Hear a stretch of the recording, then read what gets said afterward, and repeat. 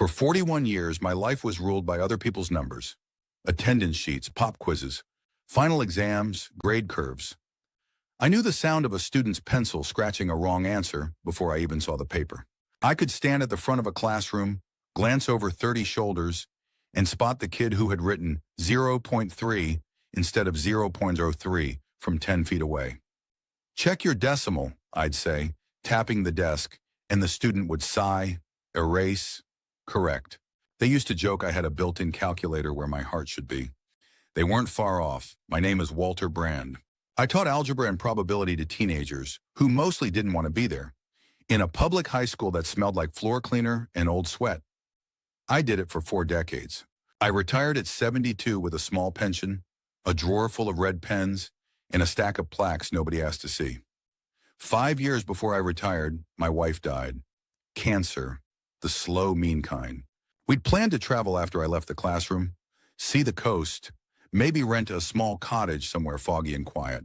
Instead, I learned how quiet an empty apartment can be at 2 in the afternoon when you don't have anywhere to be and no one is waiting for you to get home. So I made myself a routine. Every morning I walked the same loop around the neighborhood, down to the strip of casinos that sat like giant, blinking mouths along the edge of the city. Not the glamorous Vegas ones you see in movies. I lived far enough away from the strip to avoid that circus. Mine were the locals' places, carpet that hadn't been replaced since the 90s, cheap coffee, penny slots lined up like tired soldiers. There was one casino I liked more than the others because they had a senior breakfast special, eggs, toast, and black coffee for $10. If you were over 65, they knocked $3 off. If you had their loyalty card, they knocked off another $2. I liked watching the cashier calculate the discounts. If she made a mistake, I felt it before the receipt printed. I never corrected her. In the classroom, that had been my job. Out here it wasn't, or so I told myself. That morning, the morning everything changed, I went through the routine like every other day. Walk, shuffle in, the familiar blast of cold, recycled air. The clatter of coins, fake now, all digital, but the sound effects persisted. The constant ding, ding, ding, overlaying the low murmur of TVs and old men arguing about football. I went to the cafe counter, ordered the usual, slid my loyalty card across without thinking, and watched the girl at the register tap in the numbers. 10 for the breakfast, minus senior, minus card, that's, she muttered, brow furrowing slightly. She hit total. 541, the screen declared. That can't be right, I said automatically. It should be 550. She blinked up at me. Excuse me. 3 off for senior, 2 off for the card, I said. 10 minus 5 is 5. Tax on that is 35 cents, not 41, unless the rate changed overnight. Did it? She stared at the screen. It's what the system says, she said finally. I almost smiled. There it was, the sentence that had followed me my whole career. But the answer key says, but the calculator says, but the computer says.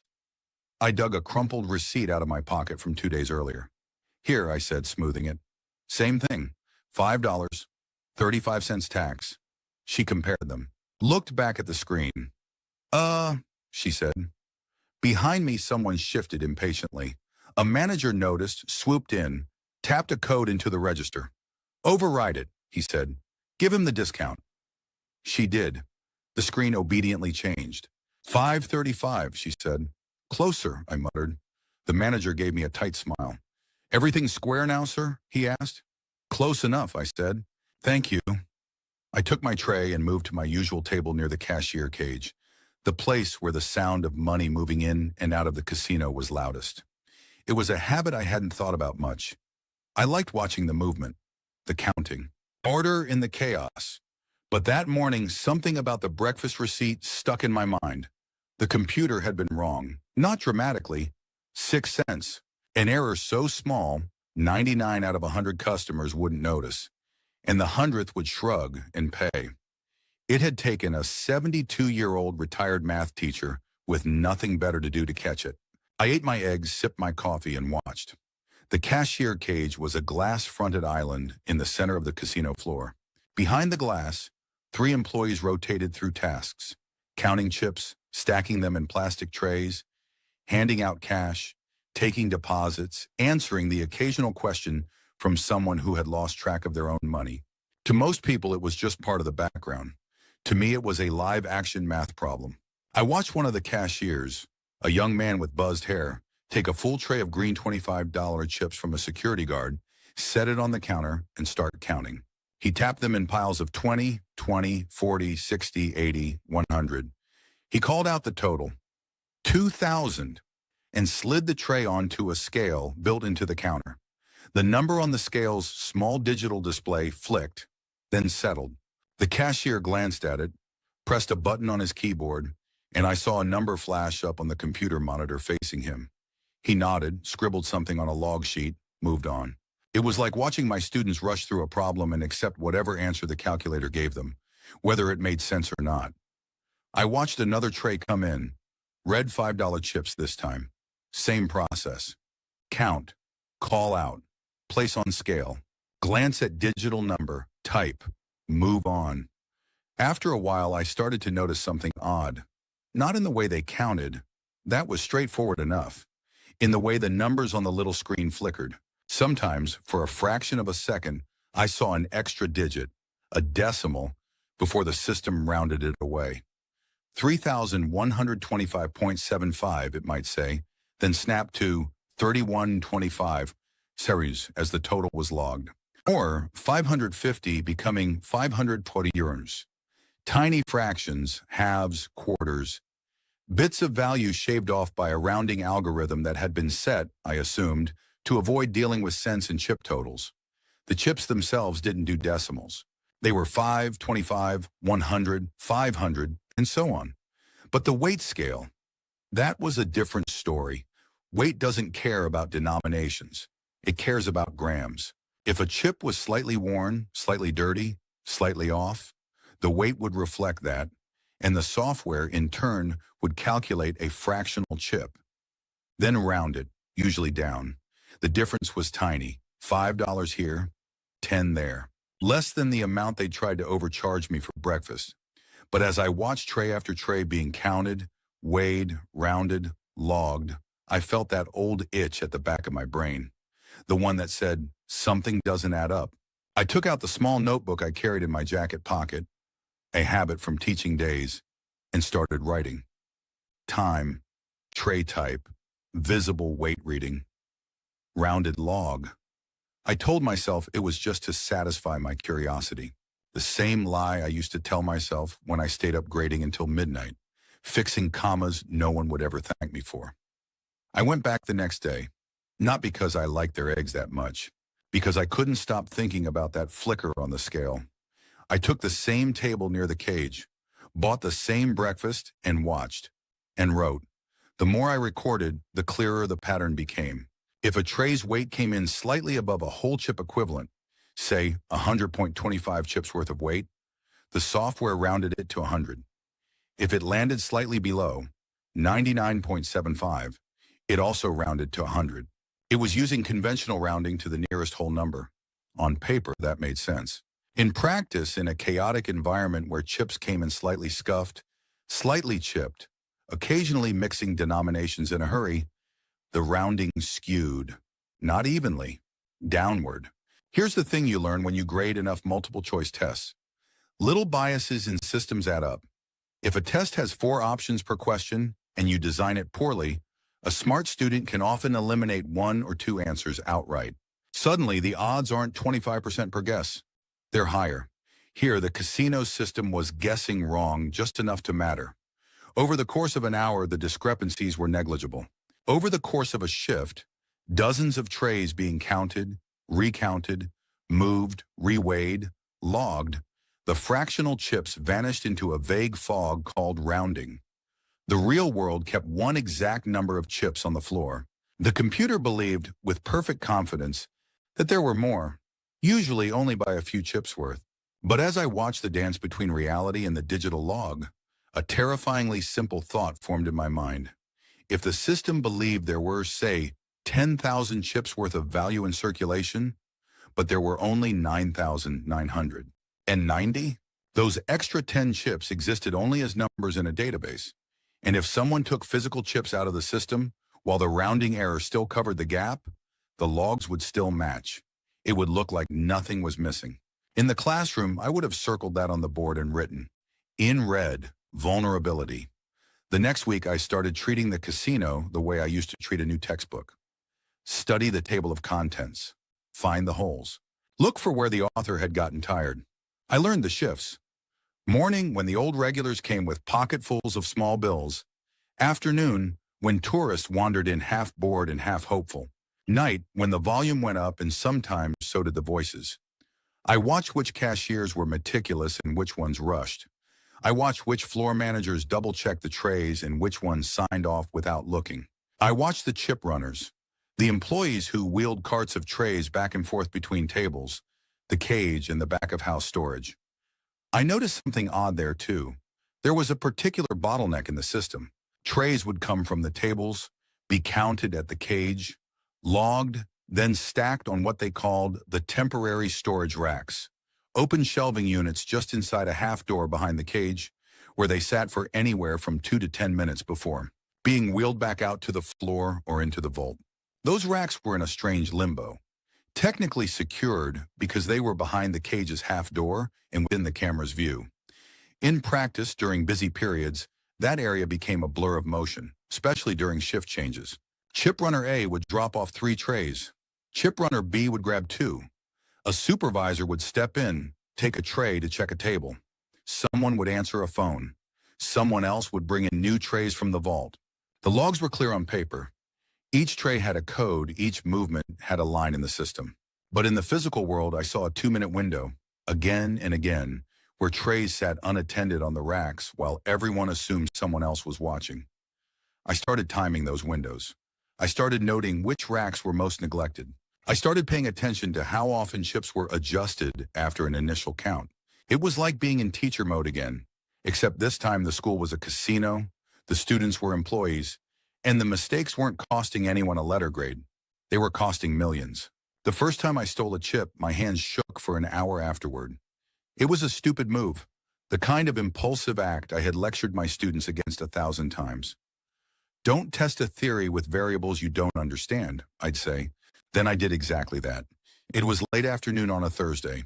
The floor was busy but not packed. I'd been sitting with my coffee and notebook watching the same corner of the cage for 40 minutes, waiting for a gap in attention that felt big enough. I saw it when the shift supervisor got a phone call. He stepped out of the cage, gesturing with his free hand, voice tense. One cashier turned to ask him a question, leaving the other alone staring at his screen.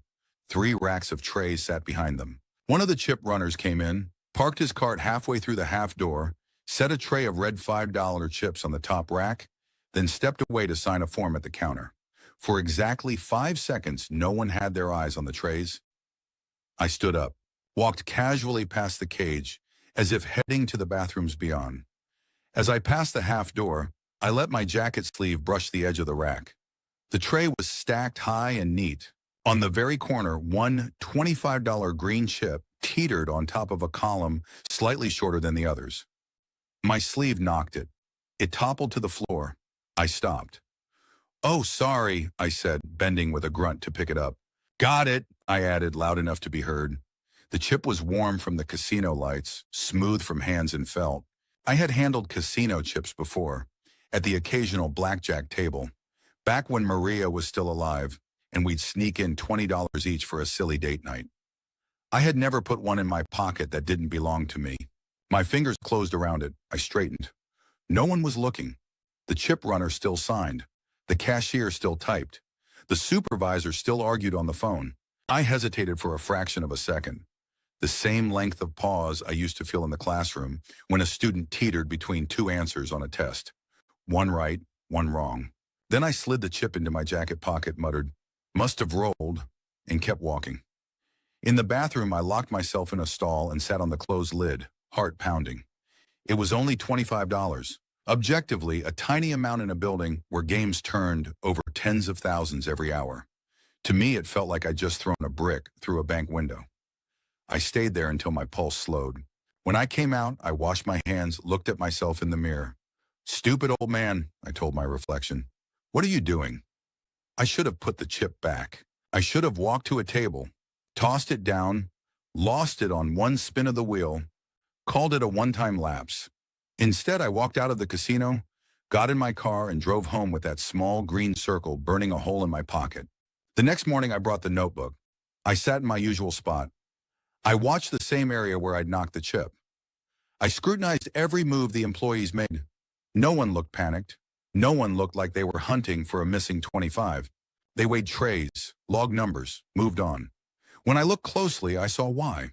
The tray from the day before had been logged as a full, even number that aligned with the rounded total the system expected. I knew, from watching and counting, that it had in fact held a couple of fractional chips worth of extra weight due to worn edges in mixed denominations. The software penciled those fractions into the void called rounding, called it square, and went on. My $25 theft had vanished into that void too. The numbers still matched. The system believed the tray was full. The employees trusted the system. I sat very still. Every logical, sensible, normal part of my brain screamed that I should stop right there. I had tested a theory and proven it. I had also committed a crime. I could walk away, chalk this up to a momentary moral collapse, slip the chip into a charity collection bin, and spend the rest of my days grading crosswords instead of ethics. But another part of my brain, the one that lit up when a clever student asked, "What would happen if we changed the rules?" whispered something else. What if this was the answer key? What if this was the one unfair test where I had the correction and the school refused to acknowledge the error? I remembered the breakfast receipt. The manager's, "It's what the system says." I remembered decades of watching bureaucracy shrug at truly harmful mistakes while punishing trivial ones. I remembered Maria lying in that hospital bed, the bills stacked on the kitchen table, the insurance paperwork so convoluted even I had to read it 3 times. The casino thought I was harmless. The system thought it was infallible. For the first time in 72 years, I saw a way to flip the test paper over. Walter Brand, the teacher, died sometime in the following weeks. He didn't die all at once. Parts of him lingered. The habit of checking the time, the compulsive need to balance his checkbook to the penny, the reflexive urge to correct a waiter's math if the bill was off. But the version of me who believed in playing by the rules, in trusting that the big systems would ultimately course correct if people like me just kept pointing out the errors, that man withered every time I watched a rounding discrepancy vanish while the casino hummed, oblivious. I didn't become a criminal mastermind overnight. I became methodical. I set rules for myself. If I was going to steal, and I started using that verb in my own head, because anything else would have been cowardice, then I would do it the way I had done everything else in my life, carefully, incrementally, with as much control as I could. Maintain. Rule 1. Never take more than I knew the rounding could hide in that specific context. I studied the scales. I saw that they tolerated certain variances before flagging a discrepancy. If a tray's expected weight was, say, 2,000 chips, and the scale read 1999.25, the system still said 2,000. That meant I could, in theory, remove up to 3 or 4 chips from that tray without triggering an alarm. But I never took that many. I took 1, sometimes 2. Rule 2, never take from the same tray twice. Once I'd stolen from a particular rack at a particular time, I'd mark it in my notebook and avoid it for weeks. Rule 3, vary everything. Days, hours, chip colors, locations. I started visiting partner casinos owned by the same parent company.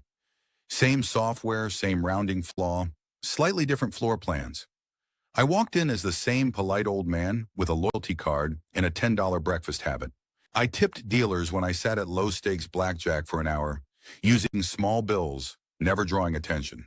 I learned where their cages sat, where their temporary racks were, which employees were too overworked or undertrained to notice a single chip hitting the carpet. I didn't get greedy, not at first. The first month, my take was less than $5,000. More money than I'd ever stolen in my life. Less than some rich fool dropped in one night at the high roller tables. Nobody noticed. The system stayed perfect. My notebook began to fill with more than observations. It became a syllabus. I didn't just stuff chips into my pocket and walk to the cage like an idiot. Even in my arrogance, I knew better. Casinos have cameras everywhere. They know who cashes out what, when, and where. So I turned my thefts into a slow drip instead of a flood. I never cashed the chips where I took them. If I slid a single green chip off a rack in Casino A, I'd pocket it, leave, and cash it as part of a small stack in Casino B 3 days later, sitting at a blackjack table for an hour first so I had a plausible source.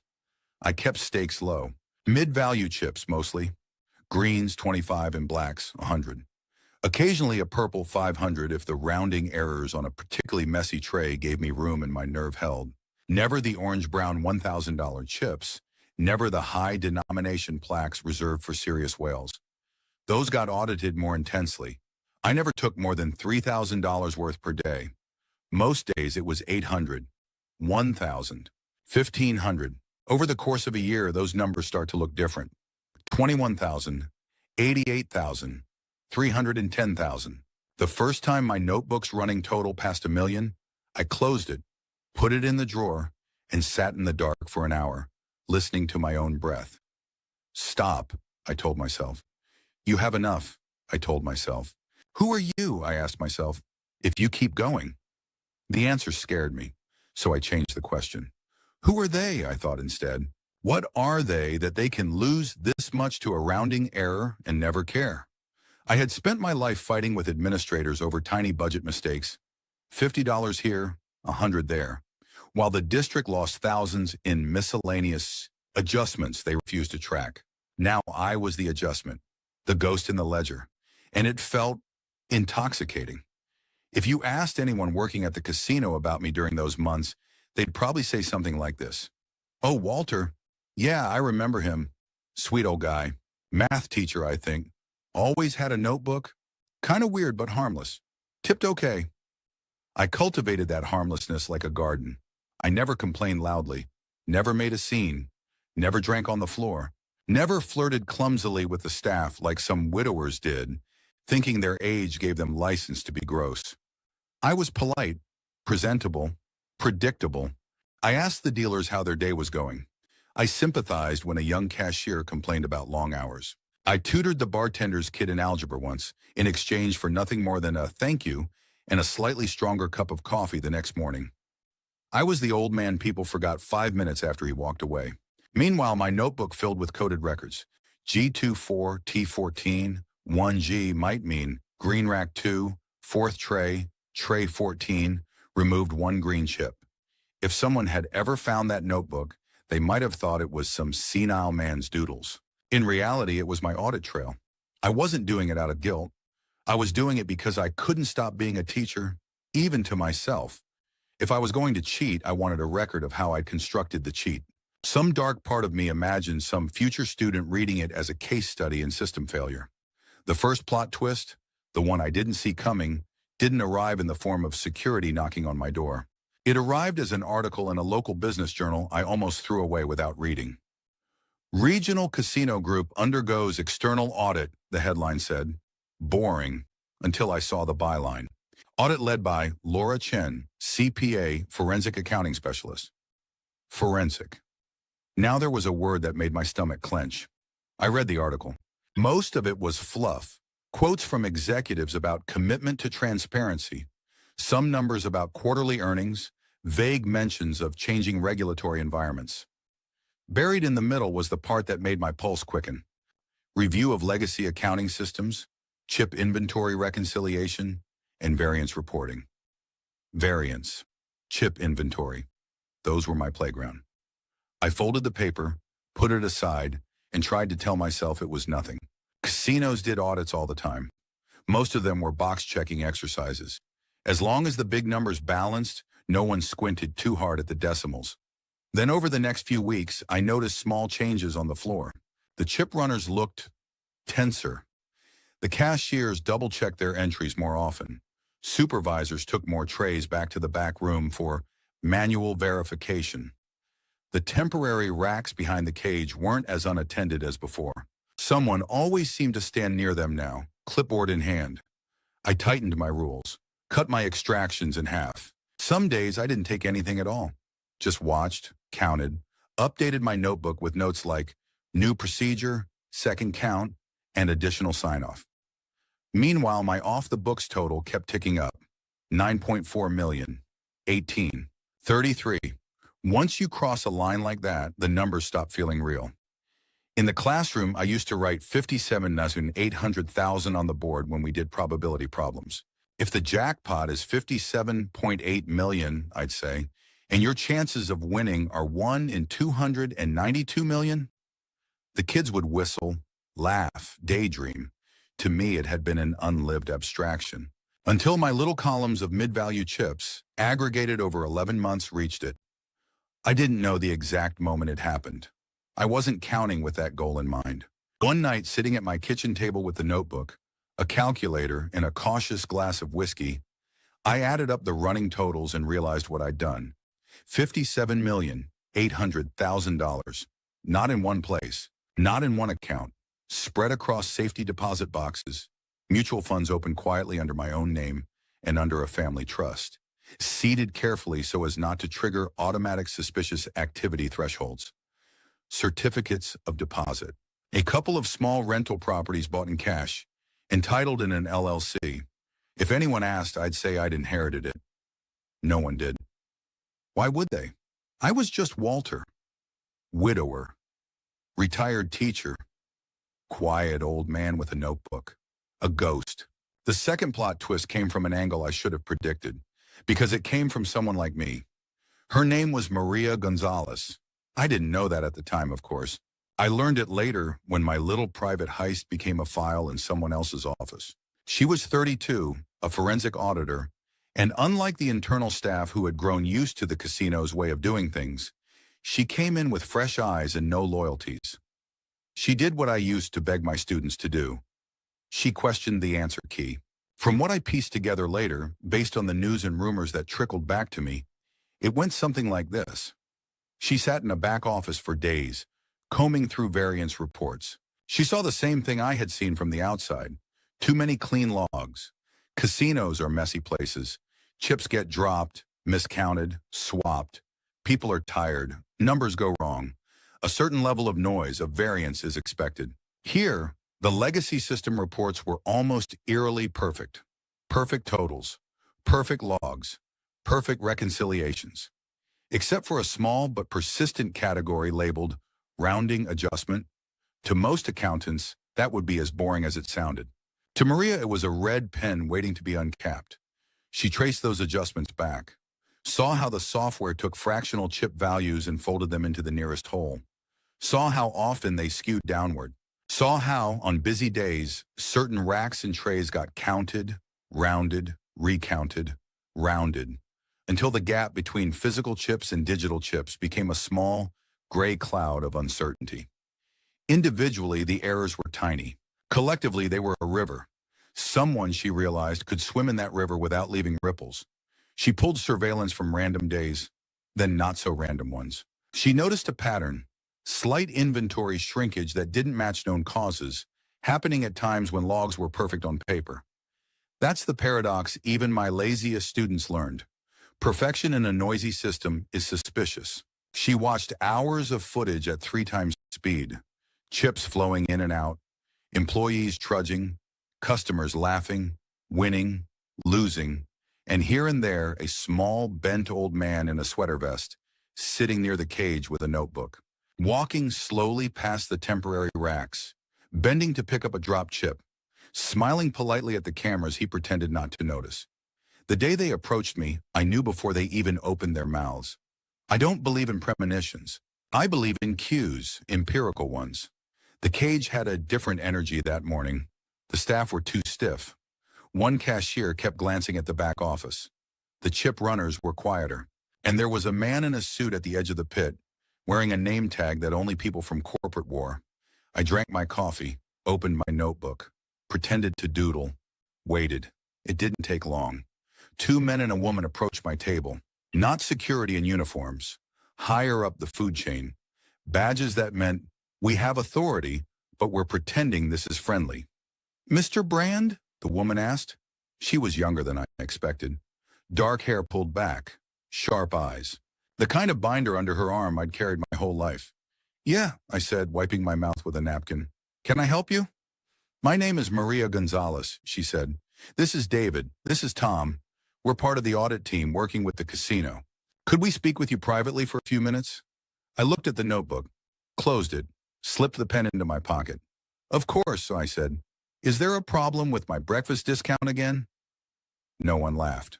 They led me to a small conference room off the casino floor. For a moment, it felt like being called into the principal's office. Except this time, I was the student. Maria sat across from me, placed her binder on the table, opened it. Mr. Brand, she began, how often would you say you visit this casino? I shrugged. Most morning, I said. I like the coffee, the people watching. Do you gamble? She asked. Sometimes, I said. Penny slots. The occasional blackjack hand if I'm feeling wild. You've also visited some of our partner properties, she said. In Henderson, in Albuquerque, in Laughlin. Is that not allowed? I asked mildly. Your commercials say I can play and stay across the region. It's allowed, she said. We encourage it. She slid a page across the table.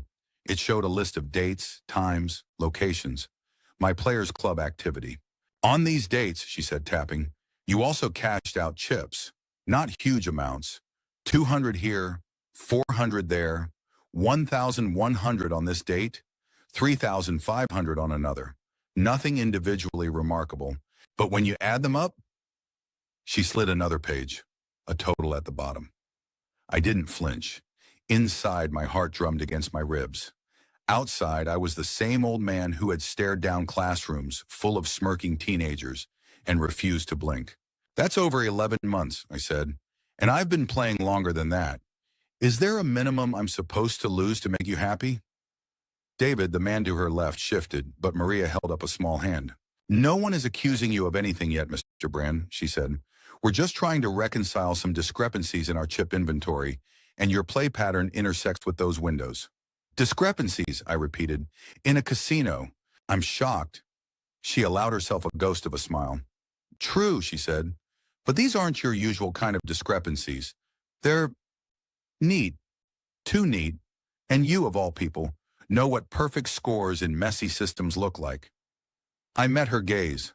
You did your homework, I said. We have your employment history, she said. 41 years teaching math, algebra, probability. You live on a fixed pension. You don't have any obvious alternative income. And yet, she slid another sheet. Bank records. She hadn't gotten everything, thank God. I'd used enough small banks and paper instruments to keep most of it off easy radar, but she had one savings account, one I'd been lazy about. It had an extra $280,000 in it since last year, enough to raise eyebrows. An inheritance, I said calmly. My wife's side of the family. Her brother died, no kids. Left us something we didn't expect. I can give you the lawyer's name. That part was even partially true. Her brother had died years earlier and left us a small sum. Nowhere near what sat in that account. But the paperwork existed. The story had a spine. Maria glanced at David. He wrote something down. Mr. Brand, she said gently, our job is not to pry into your personal finances. Our job is to ensure the integrity of the casino's systems. Then I'd suggest you look at your systems, I said. They're rounding down more than they should. You're losing small amounts every day and writing them off as rounding. You don't need to audit me to blame your calculator. Her eyes sharpened for a flash. You noticed that, she said. I noticed breakfast being 6 cents off, I replied. Everything after that was obvious. Obvious, David repeated skeptically. To someone who's counted more failed tests than you've had hot meals, I said. I shouldn't have antagonized them. Old habits. Maria steepled her fingers. Mr. Brand, she said, have you ever taken chips that were not yours from the casino floor? The room was suddenly very quiet. No machines, no clatter. Just the hum of the air conditioning and my own pulse in my ears. There it was. The question. Not about systems, about me. I thought about lying, flat out. No, I could say, eyes wide, hands trembling, play the offended innocent. But lying well requires energy I didn't have. So I split the hair teachers know how to split. I have picked up chips that other people knocked off tables, I said. I've handed them back to dealers. I've seen chips on the floor under machines. I've pointed them out. If you have footage that says otherwise, I'd be curious to see it. She studied me. We do have footage, she said. Lots of it. You picking up chips near racks, near carts, near tables. Like any other observant guest, I said. If I wanted to steal from you, Ms. Gonzalez, I'd like to think I'd be slightly less clumsy. Tom, the third man, snorted before he could stop himself. Maria didn't smile. If you did, she said quietly, then I will say this. You found a flaw that should never have existed, and that is on us. We are fixing it. Effective next week, the rounding algorithm is being patched. Manual counts will be mandatory at more intervals. Those temporary racks you like so much, they'll be gone. She paused. Whatever you did or did not do in the past, she added, will become much harder for anyone else to attempt. You're welcome, I said dryly. She looked almost sad. I became an auditor because I hated people getting away with manipulating numbers, she said. I liked catching errors, like you did. In a way, we're on the same side. We're not on the same side, I said. I spent my life making sure kids didn't fail math so they could go out and get chewed up by systems like this. You get paid to plug leaks for the house. Different kind of moral equation. Maybe, she said, but we still have to solve for X. Right now, you're part of that equation. She closed the binder. Here's what's going to happen, Mr. Brand, she said. You are not being arrested today. We don't have enough to charge you with a crime. We can prove that our systems had a flaw. We can prove that someone exploited it. We can show that your presence correlates with certain losses. Correlation is not causation. A jury would see an old man with shaky hands and think we're bullies. She looked at the men beside her. However, she continued, the casino has the right to refuse service to anyone. Effective immediately, you are banned from this property and all partner properties. If you return, you will be trespassing. If you attempt to cash chips here in the future, we will consider that an additional offense. Do you understand? There it was. Exile, not prison, not handcuffs. Just a door closing with a soft bureaucratic click. I let out a breath I didn't know I'd been holding. I understand, I said.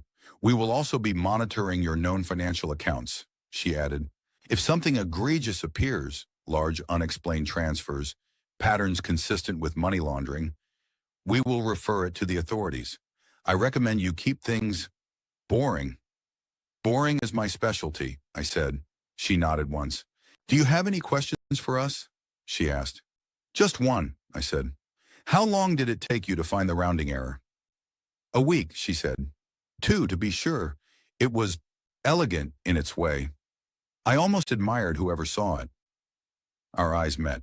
For a moment, I felt something like the camaraderie I used to feel with the one student in class who loved the material as much as I did. If it makes you feel any better, I said, I didn't do it fast either. It doesn't, she replied. But thank you for your honesty. She stood. So that's it? I asked. I just walk out? That's it, she said. Security will escort you off the premises. Please don't come back. I stood slowly, my knees protesting. At the door I turned. You'll fix it, I said. The flaw, I clarified. You'll fix it violently, overcorrect. Someone like me won't be able to do this again. Yes, she said, we will. Good, Ram, I said. Make them earn their money. I walked out. 2 security guards flanked me as we crossed the casino floor. No one stared. No one pointed. I was just another old man leaving with his coffee cup and his notebook. Harmless, invisible, which of course was the reason I'd gotten away with it in the first place. Casino people are superstitious. They believe in luck and energy and streaks. They talk about the universe in the same breath as probability. So of course, rumors about me spread in that language. They couldn't call what I did theft, not officially, not without indicting themselves, so they called it something else. Did you hear about the retired teacher? A dealer in Laughlin might whisper to a waitress on break. Guy who saw through the chip system, took him for 50 million or 60. Depends who you ask. I heard he hacked the mainframe, a pit boss might say. I heard he had a photographic memory, another would add. I heard he's in jail in Reno, someone else would say. I heard he bought a villa in Spain. I heard he never left town, just changed his name. My favorite version, the one I overheard accidentally months later in a grocery store, came from a former student I recognized by his tattoo before his face. Some old dude, he told his friend in the cereal aisle. Math teacher, I think. caught a mistake in the casino's rounding program and just wrote it. Like, for months. They called him the Count. The Count. I almost choked on my own laughter. If only my students had given me such a nickname when I'd been grading their quizzes instead of their parents' retirement plans. The truth was less glamorous. No jail, no extradition, no villa. Just me in a modest apartment, my pensions supplemented by investments that, on paper, came from inheritances and savings and lucky streaks, carefully structured by a financial advisor who had no idea where the seed money had originated. I did move eventually, not to Spain, to a small coastal town 3 states away, population 8,000, one grocery store, no casino within 100 miles. I bought a little house with peeling paint and a view of the pier. I fed birds from the railing in the mornings. I tutored neighborhood kids in algebra in the afternoons, not because I needed the money, but because I didn't know who I was without equations and pencil marks. I never set foot on a casino floor again. I never touched a chip. Sometimes when the fog rolled in and the pier lights blinked through it in little halos, I would take out my old notebook, not the one with the chip codes. I burned that the night after the meeting with Maria, watching the pages curl and blacken in the sink, feeling like I was erasing a textbook I'd written myself. The other notebook, the one with lesson plans, probability games, coin toss experiments, questions like, if the jackpot is 50/70 and now is $800,000 and your chances of winning are, I would look at that number on the page and feel 2 things at once. The old teacher's irritation at how willingly people threw away money chasing a dream mathematically, engineered to elude them. And the new man's quiet, guilty satisfaction at having taken that same amount from a system that was never supposed to lose it to someone like me. If the casino executives ever thought about me, it was probably with irritation, maybe grudging respect. If Maria ever thought about me, I imagine it was as a footnote in a report, a case study she brought up when training new auditors. Don't ignore the little rounding errors, she might say. They're where the clever ones live. As for me, I thought about her more than I expected. Not with anger, with something closer to professional appreciation. She had done what I'd loved doing. She found the mistake no one else wanted to admit was there. She corrected their math. She closed the loophole I had slipped through. She made sure the next Walter Brand who wandered a casino floor with sharp eyes and too much time on his hands would find nothing but noise where I had found signal. I stole $57,800,000. Not in a single heist. Not with a gun. Not with a piece of malicious code buried in a server. I stole it the way I had spent my life giving partial credit. 1 point here, 1 point there, all by watching the margins. In the end, I didn't beat the casino with luck. I beat it with the oldest tool I had, a red pen circling a tiny error